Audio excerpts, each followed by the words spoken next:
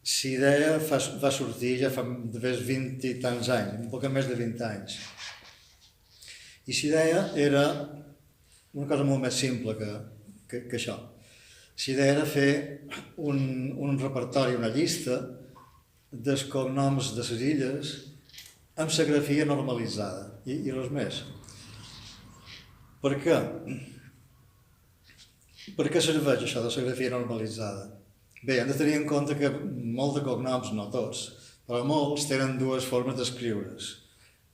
Allò que dèiem, la grafia tradicional i allò que dèiem, la grafia normalitzada.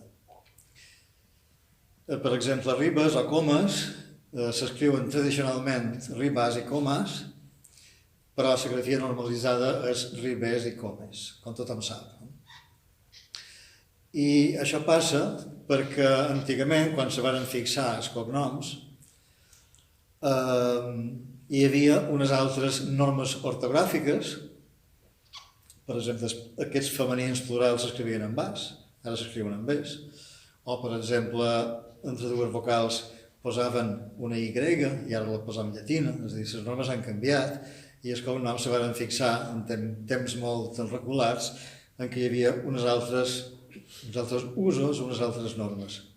I a més, la grafia normalitzada també se fixa d'acord amb l'etimologia, sobretot pel que respecta a les vocals.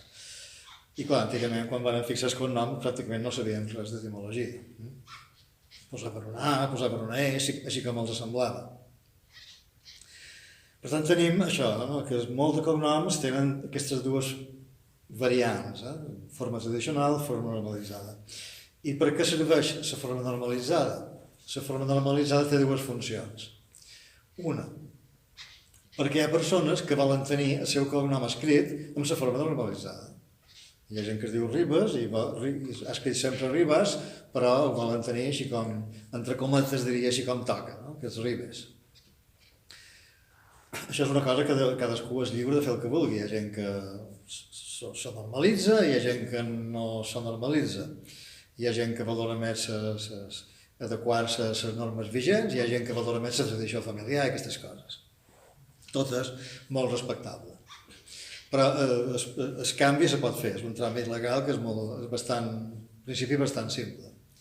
Però bé, hi ha una altra raó de tenir una grafia normalitzada, i aquesta sí que pot ser més important, i és per escriure els topònims.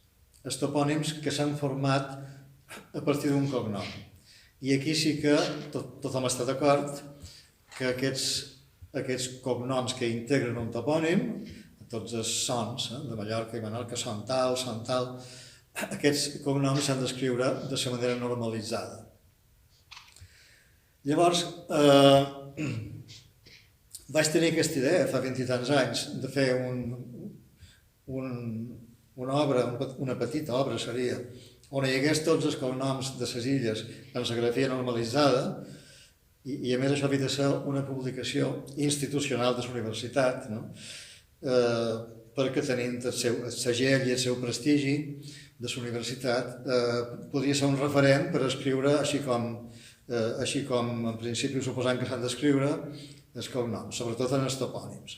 Aquell projecte no se va dur a terme, per raons diverses, va quedar mort, però no vaig abandonar la idea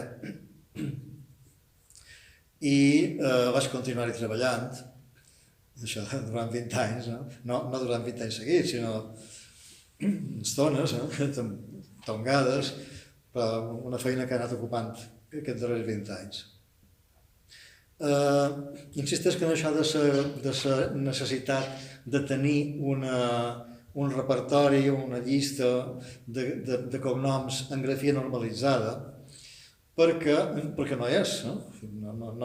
Així com tenim un diccionari oficial normatiu que te diu quines són les paraules i què signifiquen i com s'escriuen, no hi ha un diccionari, diríem, de cognoms que pugui servir per a aquelles persones que se vulguin normalitzar el seu cognom, que puguin anar al jutjat i dir jo el vull escrit d'aquesta manera perquè ha de ser d'aquesta manera i aquí ho teniu, i també per als qui escriuen topònims, que fins ara això ha anat com ha anat. De fet, hi ha molta gent que ha fet obres en què surten topònims amb cognoms. No? Tenim la Gran Enciclopèdia Catalana, la Gran Enciclopèdia de Mallorca, la Wikipedia i altres obres, mapes. Hi ha molts de mapes amb topònims, no? Llavors, els autors d'aquestes obres s'han hagut d'espavilar i trobar la manera d'escriure aquests cognoms. I clar, hi ha discrepàncies, perquè uns tenen un criteri, uns altres tenen un altre criteri, uns altres no tenen criteri, i per això dic que fa falta que hi hagi alguna obra de referència. No? Bé, i això és una mica la història d'aquest llibre. Primer havia de ser això tan senzill i després, però, vaig pensar que, ja que ho feia, valia la pena posar-hi moltes més informacions. I ha sortit això, que és un llibre en forma de diccionari, en què hi ha els cognoms tradicionals de les Illes Balears per ordre alfabètic, tant la forma normalitzada com les altres formes, les formes tradicionals, tot va en una sola llista alfabètica, però cada cognom entra per la grafia normalitzada i les grafies tradicionals no normalitzades simplement van en cursiva i remeten a l'entrada principal amb la grafia normalitzada. I quines coses hi ha a cada entrada? A cada entrada hi ha, primer això, la grafia tradicional i la grafia normalitzada, és a dir, que entrant per la normalitzada. Hi ha la pronunciació, transcrita fonèticament, perquè la gent sàpiga com. Doncs això, a cada entrada trobareu la grafia normalitzada i la grafia tradicional, o grafies tradicionals, a vegades n'hi ha més d'una. Després hi ha la transcripció fonètica. Això m'han suggerit un amic savi en qüestió d'onomàstica i que és de Manacor, Antoni Llull Martí, em va suggerir que posàs una taula, a una pròxima edició, que posàs una taula amb els símbols fonètics perquè hi ha persones que no saben manejar això de la transcripció fonètica. No? Bé, està apuntat aquesta idea. Però bé, la majoria de mallorquins o de balears i d'illencs sabem com se pronuncien els cognoms. No? Tots sabem que Bauçà se pronuncia Bauçà, que Pisà se pronuncia Pisà i s'escrigui com s'escrigui. Sí, a Catalunya no passa tant això, que han de demanar com s'escriu això. Aquí ho sabem bastant. El que passa és que ja hi ha cognoms que la pronunciació comença a fallar, ja sigui per castellanització o per alguna influència rara. Per exemple, hi ha gent que diu Rullant, per influència de la grafia, quan s'ha de dir Roland, i igualment Vallori, hi ha gent que diu Vallori, molta gent diu Vallori, quan s'ha de dir Vallori. A Menorca hi ha un cognom molt estès que és Allès, que ara ja diuen Allès, que s'escriu a la L, llegeixen tal com s'escriu, i a l'espanyola diuen Allès. Bé, i sobretot també pensant en gent que no és de les illes, locutors de TV3 i Catalunya Ràdio, aquestes emissores, que a vegades llegeixen els cognoms de les illes malament. I diuen Bausà perquè volen una zeta, i no és Bausà, és Bauçà. Diuen el Zamora, i és el Zamora. Per aquí també hi ha gent que diu Guiscafré, en lloc de Guiscafré, és a dir, alguns cognoms que ja va bé indicar com s'han de pronunciar, perquè no ens equivoquem.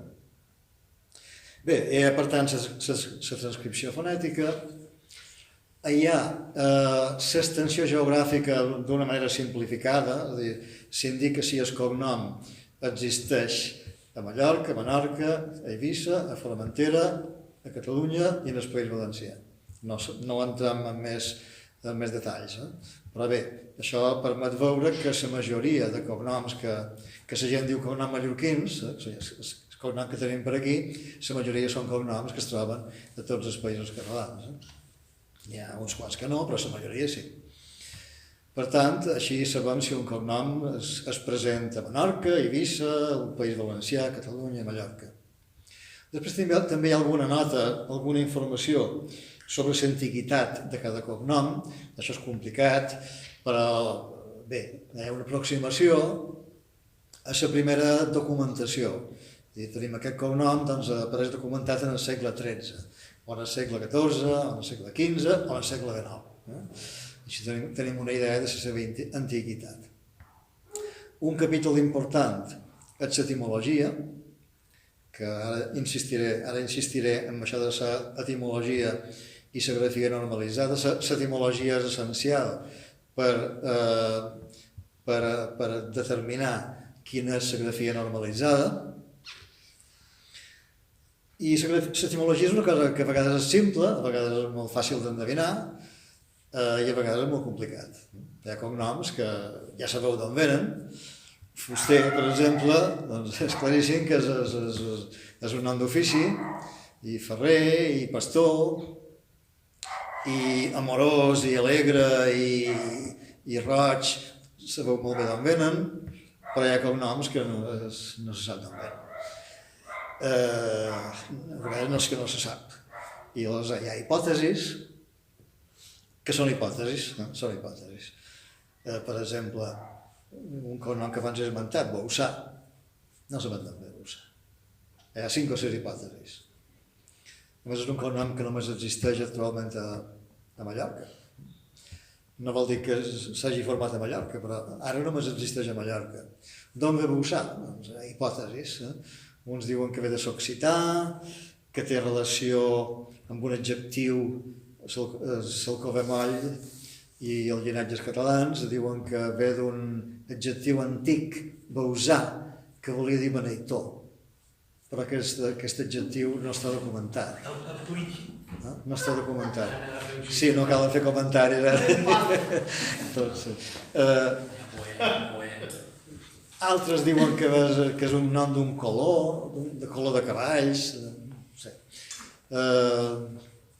Jo també he aventurat una hipòtesi, que és una hipòtesi, que podria tenir relació amb la paraula bals, que se sol pronunciar baus, que vol dir precipici. Podria ser un col·lectiu de baus, no? Com Omàs, un col·lectiu d'oms. Però hi estivallistes perquè tots coneixen els cavalls bausans. Sí. D'això diuen que cavall bausà, o bausà, no sé si són cavalls bausans o bausans. Sí. Bé, pot venir de moltes bandes, no se sap d'on ve, són hipòtesis. Bibiloni, el meu cognom, també és un cognom que no se sap d'on ve. Hi ha hipòtesis. Se suposa que, tradicionalment, té relació amb el topònim amb la ciutat de Babilònia. A més, antigament era Babilònia, o sigui, inicialment és Babilònia en va, i llavors més tard passa a Bibiloni, amb vi per assimilació. Però per què aquesta ciutat, Babilònia, ha creat un cognom? Hi ha d'haver algun motiu, no? I bé, uns diuen que Babilònia era un nom de dona, i Babilònia podria ser el seu masculí, i algú ha dit que ve d'Itàlia, perquè a Itàlia hi ha un cognom semblant, hi ha un topònim semblant. No demostra res, això, no? Perquè hi ha cognoms que tenen formes semblants a diferents països. Hi ha qui pensa, això és una hipòtesi interessant, que també parlant amb Mantanell Ull Martí també, ell va dir que creu que és interessant aquesta hipòtesi, que hi havia en el teatre medieval religiós, en els actes sacramentals i coses d'aquestes, hi havia uns personatges que eren els babilonis, que eren gent, que representava gent de Babilònia.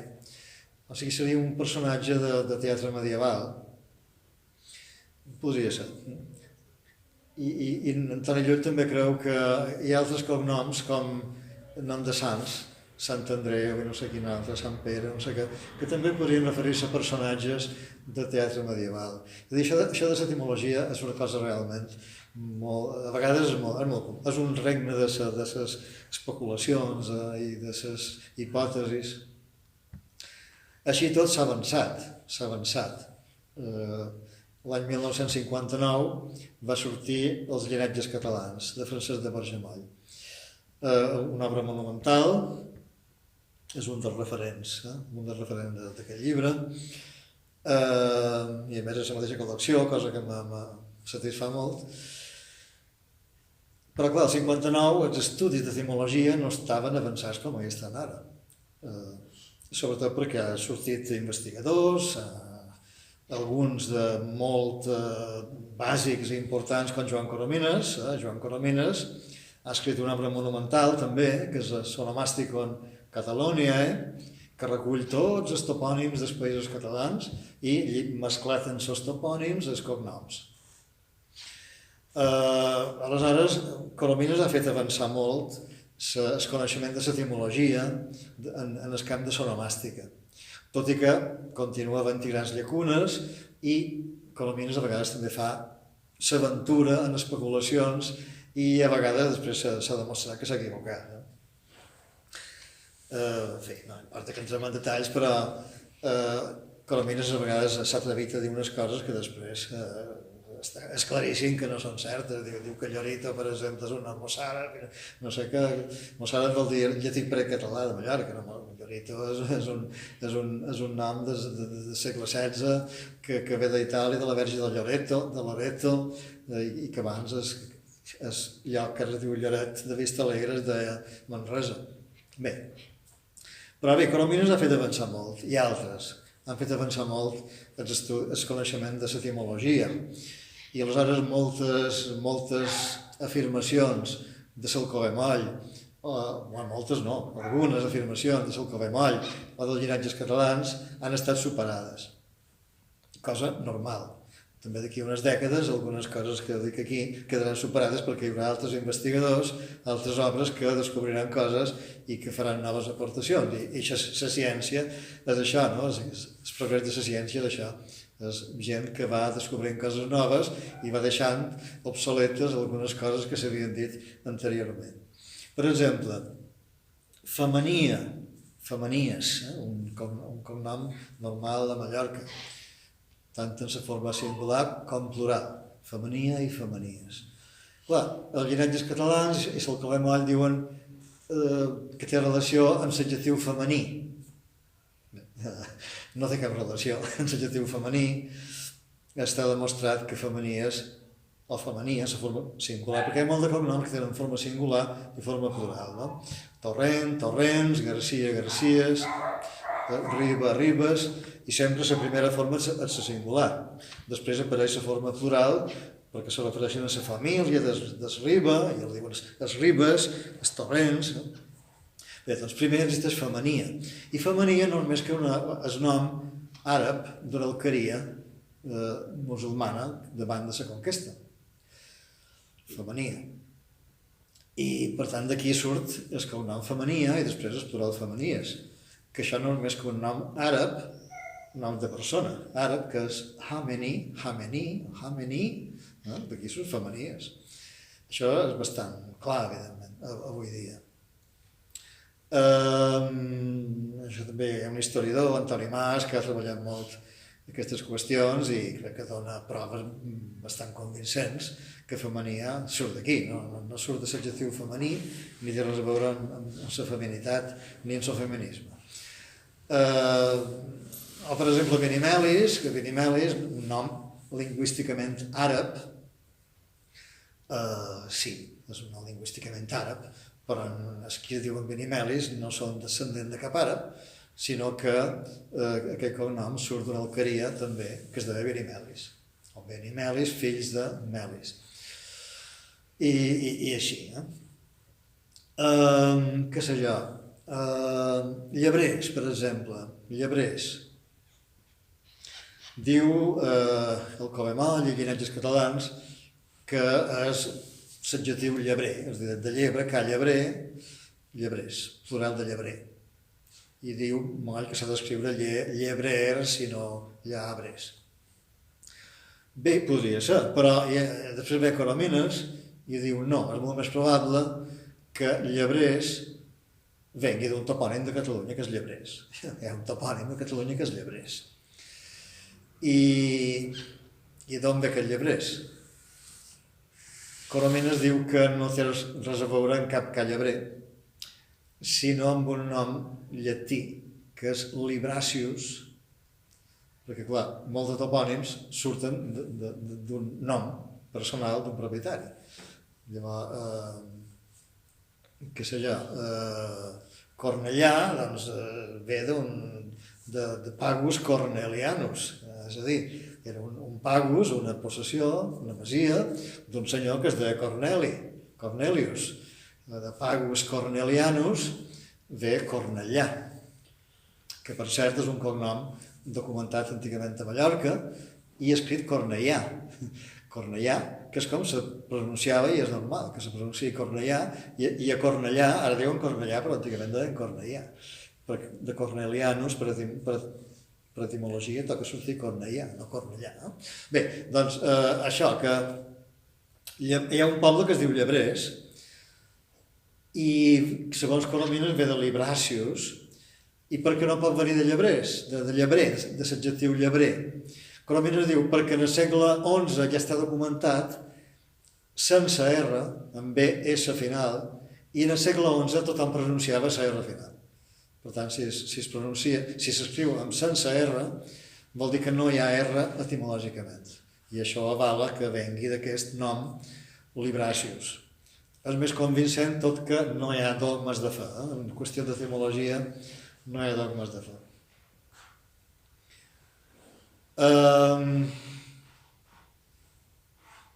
Bé, o sigui que hem anat avançant i ara coneixem més les etimologies que no fa 20 anys, no fa 30 anys.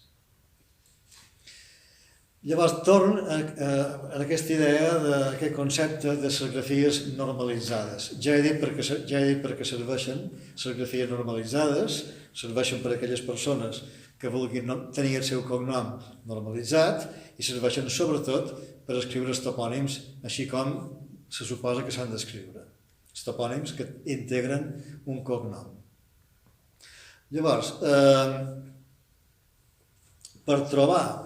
per determinar quina és la grafia normalitzada, la primera cosa que s'ha de fer és aplicar estrictament les normes gràfiques, ortogràfiques vigents en aquest moment. Si els plurals femenins acaben amb amb ES, qualsevol topònim que tingui aquesta forma femenina plural ha d'acabar amb ES, amb comes, ribes, el que sigui, canyelles. Si el so d'enya, ara que dic canyelles, l'escrivim amb una N i amb una Y, qualsevol cognom normalitzat s'escriu NY, com canyelles mateix, NY i ES final. Això és la forma normalitzada. L'altra forma, la tradicional, no és que sigui moderna, en aquest cas, en el segle XVI ja s'escrivia canyelles amb enya castellana i amb AS, en el segle XVI. Però bé, són normes d'altres èpoques. Avui en dia s'ha d'escriure amb NY i amb AS final. Si antigament posàvem una I entre vocals grega i ara la posàvem llatina, doncs entre vocals o no entre vocals. Si abans escrivien reiners amb una Y, bé, això correspon a una grafia antiga que està superada i ara se posa en llatina. Per tant, reiners s'escriu en llatina i amb BRS final, perquè per etimologia toca ser amb BRS final, perquè això és un nom germànic que té una RS. Tradicionalment s'ha escrit sense la R i amb la Y, perquè no sabien d'on venia, només escrivien allò que sentien, tal com els sonava, però ara no.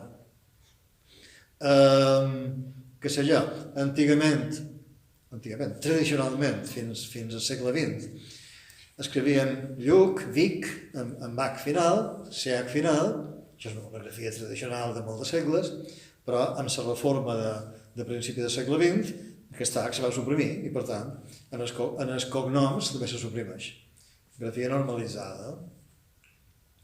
Per tant, aplicació estricta de l'ortografia vigent. Accentuació així com toca, dièresis així com toca, i tot això. Però això no basta. Després hi ha una segona part que ho complica bastant. Això fins aquí seria molt fàcil, que és atenir-se a l'etimologia. I això vol dir que s'ha de saber quina és l'etimologia. En la mesura que ho sapiguem, podem determinar quina és la grafia normalitzada. Lledó. Lledó s'ha escrit sempre en va, perquè no sabien d'on venia Lledó. Però Lledó sabem d'on ve. És un poble de Catalunya també, que es diu Lledó i que s'escriu en B, s'ha d'escriure en B perquè ve del llatí lidone, i per tant és en B. Aquesta I dona E, no dona A. I així, cladera, s'ha escrit sempre cladera, perquè no sabien d'on venia i sonava cladera, mira. Quan trobaven una vocal neutra posaven una A, una E, així com els semblava. Però cladera ara sabem que ve de cleda, és un derivat de cleda. Una cleda és un tancat on hi ha animals o una cosa així. I cladera, si ve de cleda, s'ha d'escriure en forma normalitzada cledera. I així successivament. Realment hi ha molt de cognoms que, si tu compares la grafia tradicional i la grafia normalitzada, la diferència és abismal. A vegades impacta. Per exemple, Salleres, s'ha escrit sempre Salleres, així com sona, no? Salleres. D'on ve Salleres? D'on ve Salleres? Claríssim, ve d'un topònim de Catalunya, que és la Cellera. Claríssim, que és la Cellera. S'escriu la Cellera, amb C, que això ve de cel·la, en llatí quella, quellària, conjunt de cel·les.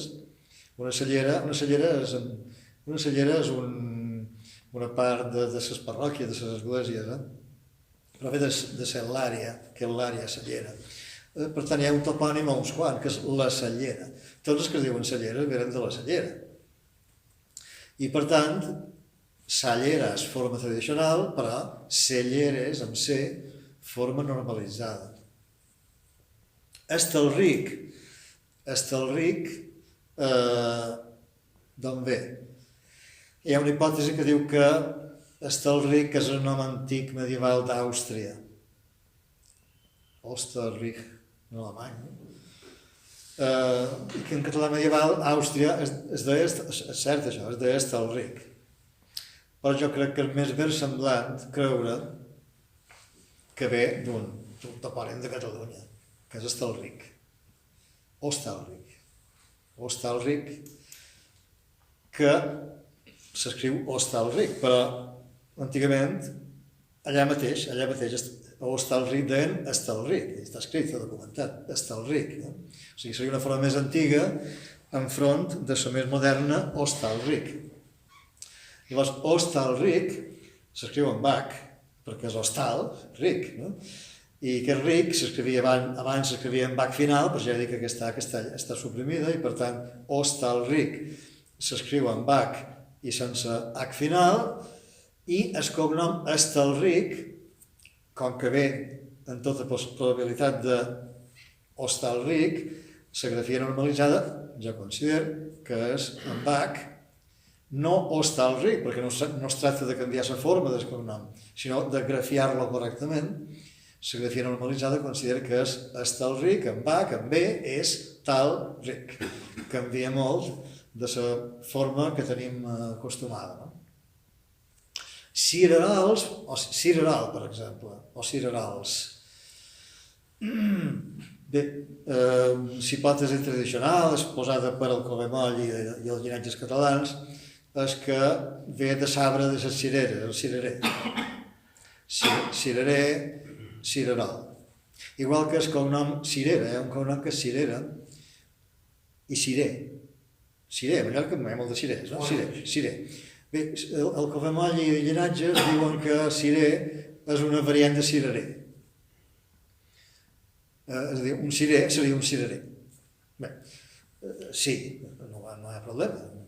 Ciré pot ser un cirerer, però sembla més versemblant pensar que Ciré, el cognom Ciré, és una masculinització del cognom Cirera, que també existeix. I cirera, clar que té relació amb l'arbre de les cireres, però cirera sobretot deu venir d'un topònim de Catalunya, que és la cirera. I cirerals Clar, també en principi la tendència normal, natural, seria associar-ho amb cirer i amb cirera, però Coromines diu que no.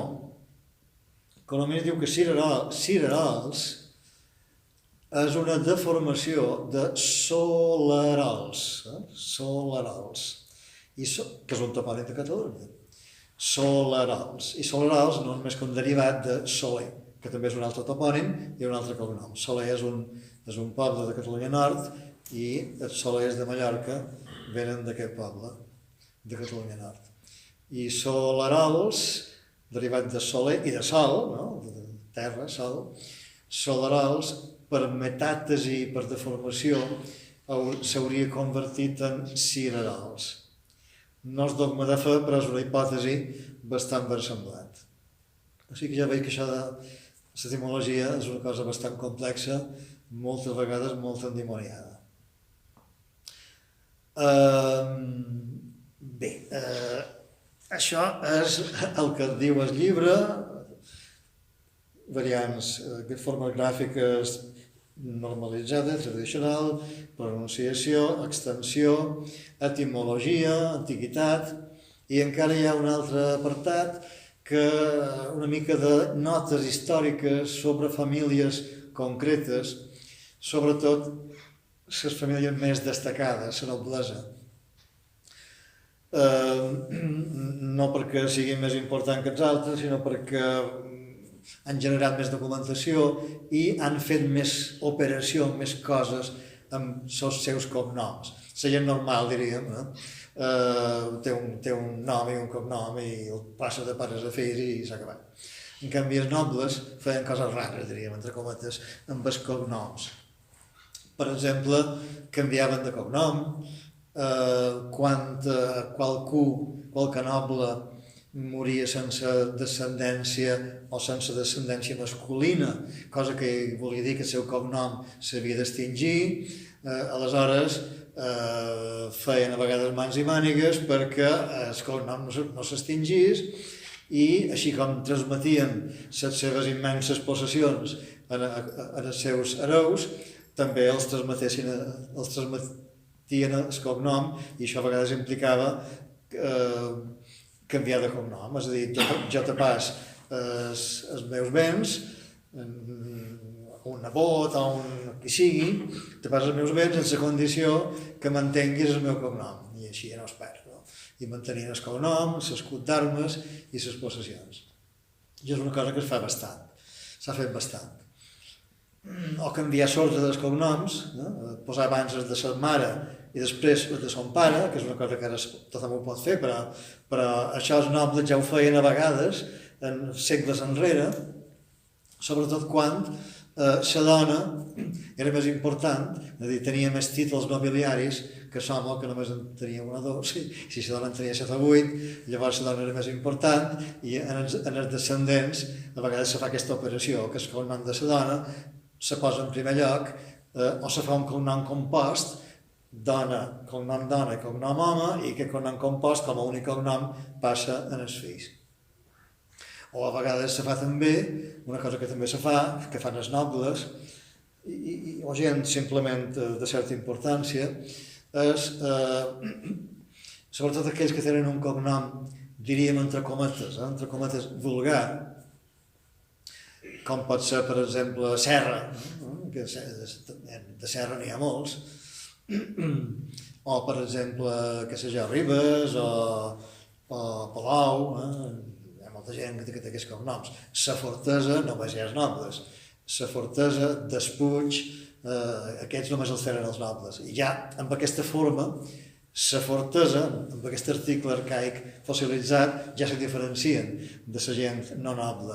I els Despuig ja se diferencien d'Espuig. Però els que es diuen Palau o Ribes, pobres, no se diferencien. Aleshores, volent-se diferenciar, individualitzar, el que feien era crear un cognom compost afegint el nom de les seves possessions en el seu cognom. I així, els Palau, que eren propietaris de Coma-sema, se cognominaven Palau de Coma-sema. I va haver-hi una persona que va crear aquest cognom i tots els seus descendents són de primer cognom Palau de Comassona, no? I així surten els Ribes de Pina, Serra de Gaieta, Esgual de Torrella, Serra de Marina, Serra de Gaieta, el Cavalgaó, hi ha una llarga llista. És a dir, Sant Nobles ha fet aquestes coses i vaig considerar que també seria útil per als lectors tenir aquestes informacions d'aquestes operacions que han fet els nobles en els seus cognoms. I què més podem dir? Bé, això és el que hi ha a cada entrada. Una cosa que vaig haver de decidir era quins cognoms entrava aquí, quins cognoms. Perquè, clar, si agafam els cognoms que ara existeixen, n'hi ha 10 vegades més que els que hi ha aquí. Perquè en els darrers 50, 60 o 70 anys hem rebut una allau immigratòria, primer de gent espanyola i després de gent que venen de molt més enfora, que han aportat cognoms. I hi ha gent nascuda a Mallorca i a vegades fills de nascuts a Mallorca, gent d'aquesta immigració que es diuen Fernández i es diuen González i són ben mallorquins. Aleshores, havia de decidir quins cognoms posam aquí. I si deia és, clar, no els puc posar tots perquè jo perdria el sentit d'aquest llibre. Si deia és que siguin els cognoms tradicionals de les Illes Balears. I quins són els cognoms tradicionals? Bé, doncs el criteri ha estat, convencional, ha estat agafar aquells cognoms que existeixen a partir del segle XIII, que és quan té lloc la introducció massiva de cognoms catalans a les illes, fins quan? Aquí ha estat el tema, fins quan temps.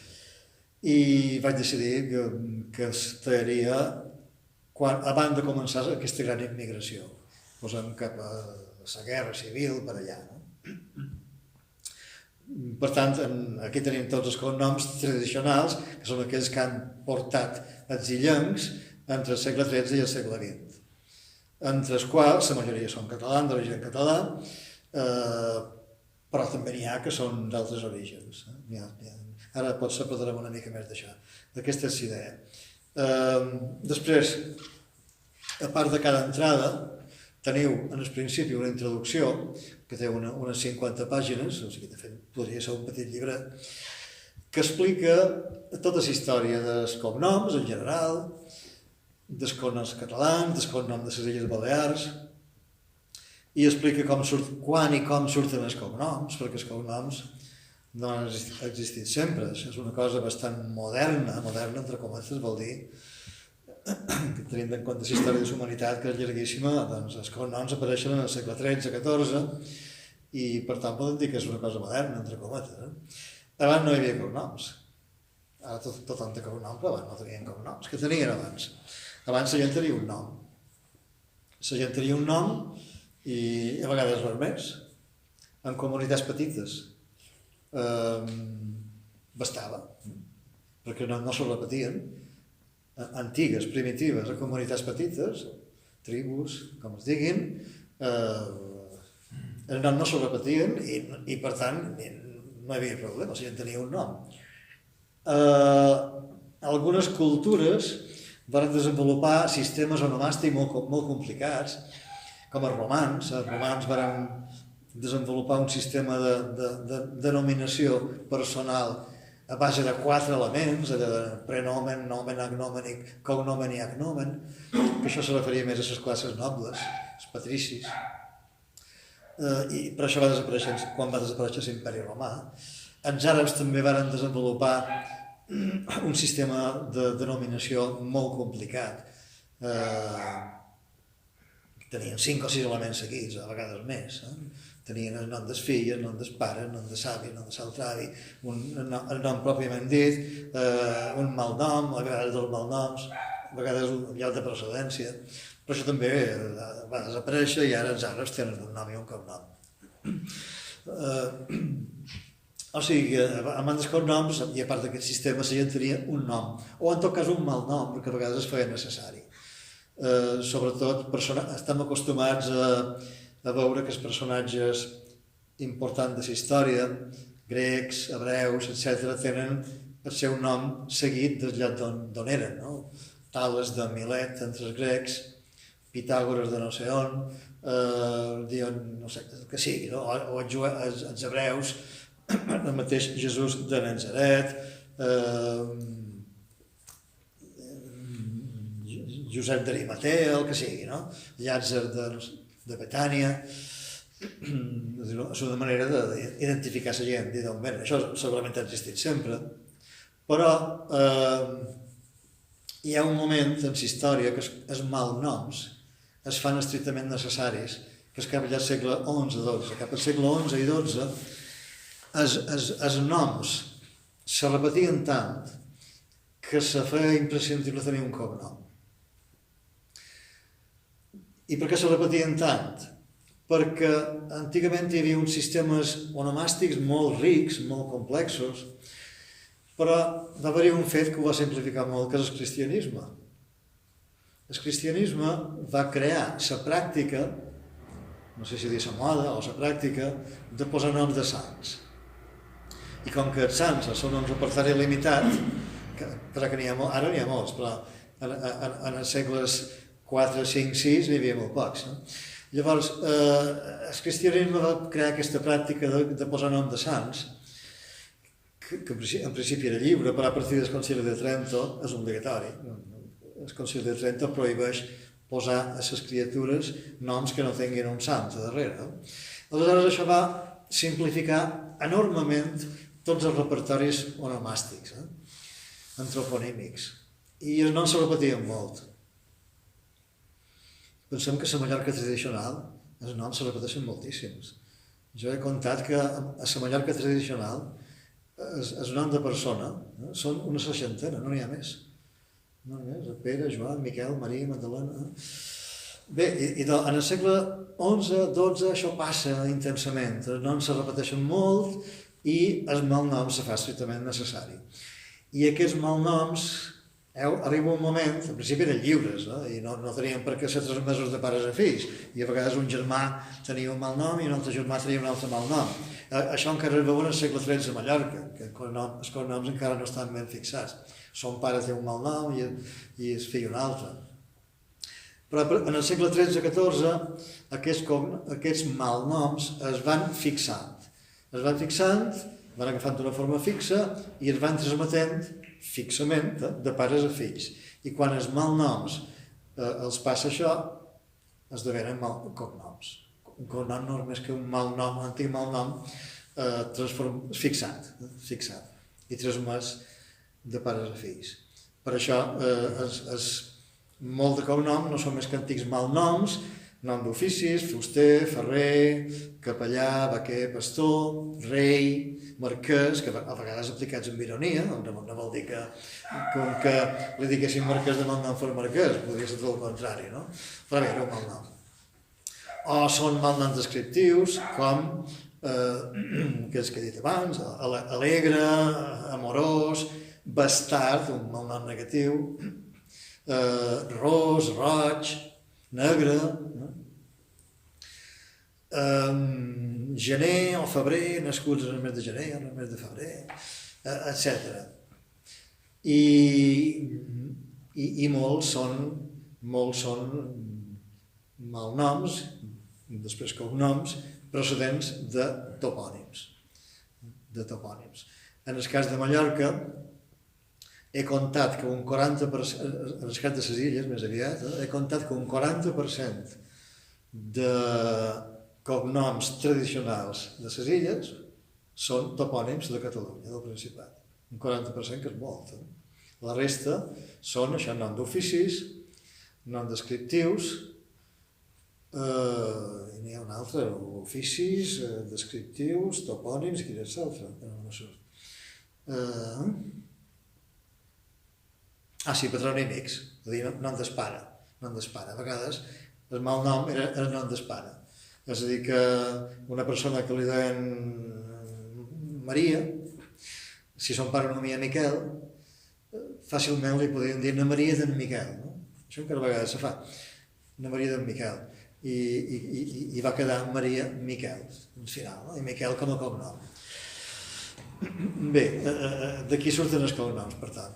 El cognom de les illes són cognoms, en la immensa major part, duits en els segles XIII i XIV per repobladors que varen repoblar les illes després de les conquestes del segle XIII. De fet, el repertori que ara tenim de cognoms tradicionals coincideix en gran mesura amb els que hi havia al segle XIV. És a dir, que l'estoc antroponímic en el XIV ja està bastant ben configurat. Després se n'hi han afegit més, però en el XIV ja està bastant ben configurat. O sigui, els cognoms de les illes són majoritàriament cognoms que venen del Principat de Catalunya en els segles XIII i XIV. Després se n'hi han afegit molt més, hi ha un conjunt afegit després, alguns també venen del Principat, posteriorment, n'hi ha molts que venen d'Itàlia, com Rigo, per exemple, que hi ha un cognom italià que és Arrigo, que té la mateixa etimologia que Enric, per cert, i que Aimeric, no pot saber d'allà mateix, d'un nom germànic. En el segle... Després venen més noms italians, noms de nobles o no nobles. En el segle XIX en venen bastants, Cabrinetti, Parietti, Sanguinetti, Fonticelli o Fonticelli, Bellinfante, això són cognom mallorquí, no? Però del segle XIX i d'origen italià. N'hi ha que són d'origen francès, alguns són d'origen escocès o irlandès. Però bé, la immensa majoria ja existien en el XIV, alguns en el XIII, i són d'origen de Catalunya. N'hi ha alguns que són occitans, però que van venir amb aquests contingents de repobladors catalans.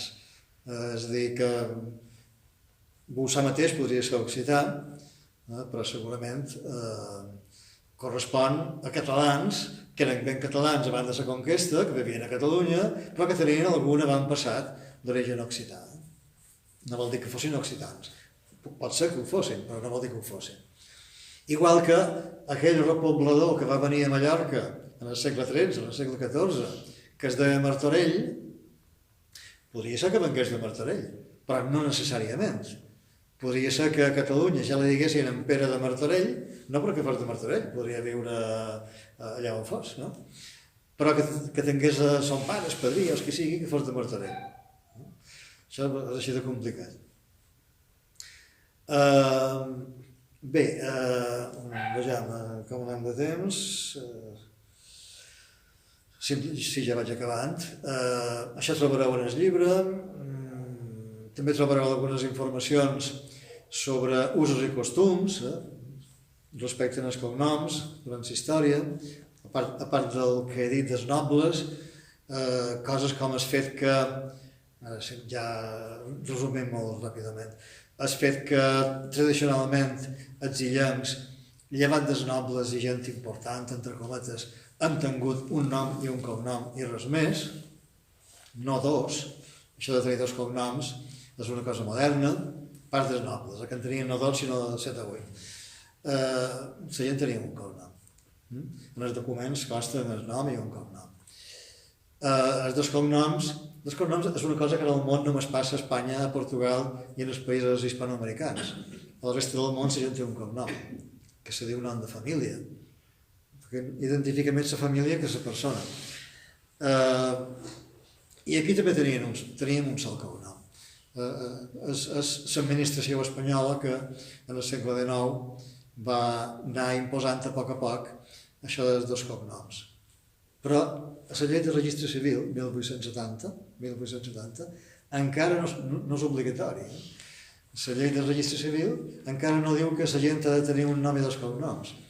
diu el nombre i l'apellido, quan parla de la inscripció dels nascuts al registre civil, aquesta llei diu el nombre i l'apellido, no? de la persona que s'inscriu allà.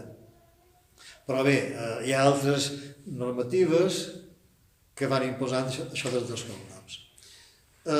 Una altra cosa que és tradició a les illes és usar el cognom de les dones en forma femenina.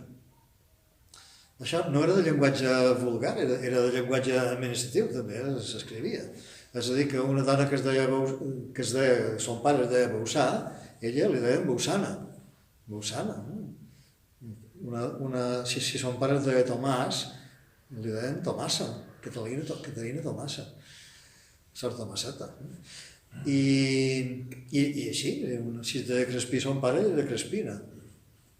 Això és una pràctica que és molt tradicional i que també s'acaba en el segle XIX quan tot això se passa per la uniformitat de les normatives de l'estat espanyol.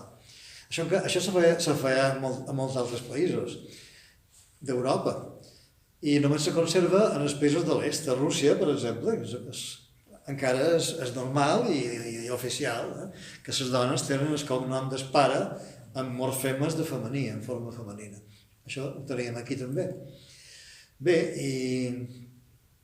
i crec que això és una síntesi del que trobareu en aquest llibre, que espero que sigui del vostre interès i que hi trobeu coses interessants i que si ara voleu podem fer una ronda d'intervencions i de debat.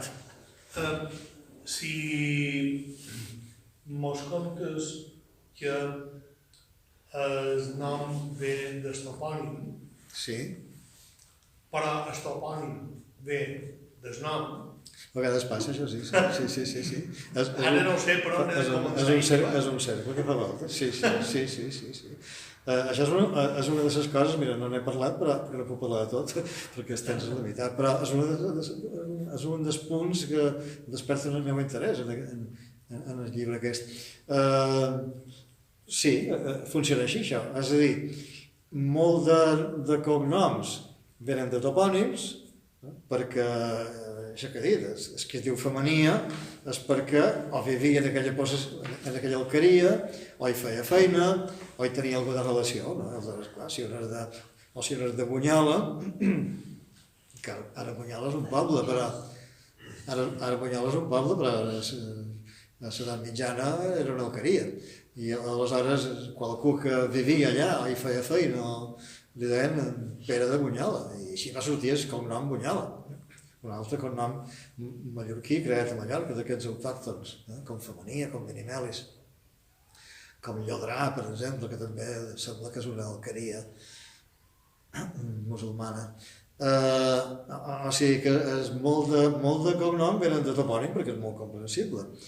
Però també molts de propietaris de terres donen a les seves terres un nom a partir del seu cognom. Ja he dit allò de pagus o predium cornelianum, o sigui, possessió d'un senyor que es diu Corneli, d'aquí ve Cornellà, o a Mallorca tenim que una part immensa de la toponímia parteixen del nom d'un propietari. A Mallorca i Menorca, en la partícula son. Clar, les partícules son apareixen al segle XV, XVI, no?